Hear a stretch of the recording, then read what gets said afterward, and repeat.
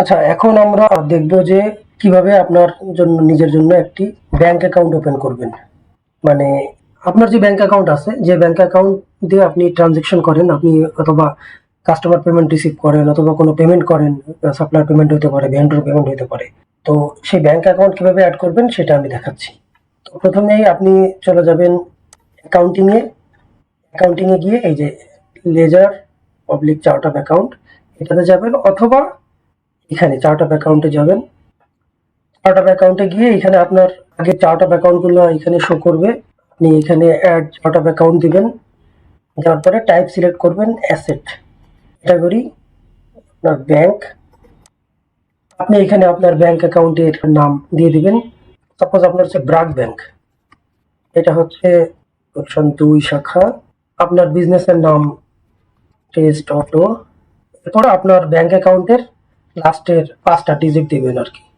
লাস্টের 5টা ডিজিট কেন দেওয়ার কারণ হচ্ছে যে আপনার একই ব্যাংকে একই শাখাতে কয়েকটা অ্যাকাউন্ট থাকতে পারে, সেই জন্য আপনি এটা দেখলে চিনতে পারবেন অ্যাড অ্যাকাউন্ট।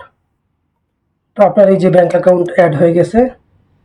এখন আপনি কোনো কাস্টমার পেমেন্ট নিতে যাবেন। তো দেখেন যে কাস্টমার কখন আপনাকে কোন অ্যাকাউন্টে পেমেন্ট করবে। আপনার এই যে ব্যাংকের এটা সাজেস্ট করতেছে, আপনি এটা সিলেক্ট করলে এটা আপনি ব্যাংক অ্যাকাউন্ট অ্যাড করছেন বলেই এখানে আপনার অ্যাকাউন্টটা সাজেস্ট করতেছে।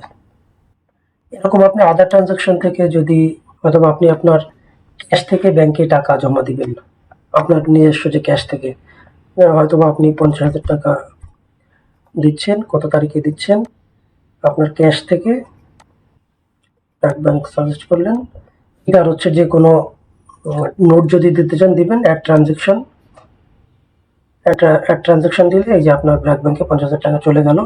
আপনি যদি এখন চার্ট অফ অ্যাকাউন্টে যান, চার্ট অফ অ্যাকাউন্টে দেখেন যে ব্র্যাক ব্যাংকে আপনার 50,000 টাকা জমা হয়ে গেছে। আপনি এখান থেকে প্রিন্ট দিয়ে রিপোর্ট দেখতে পারবেন, কত তারিখ থেকে কত তারিখে, এটা আপনি দেখতে পারবেন।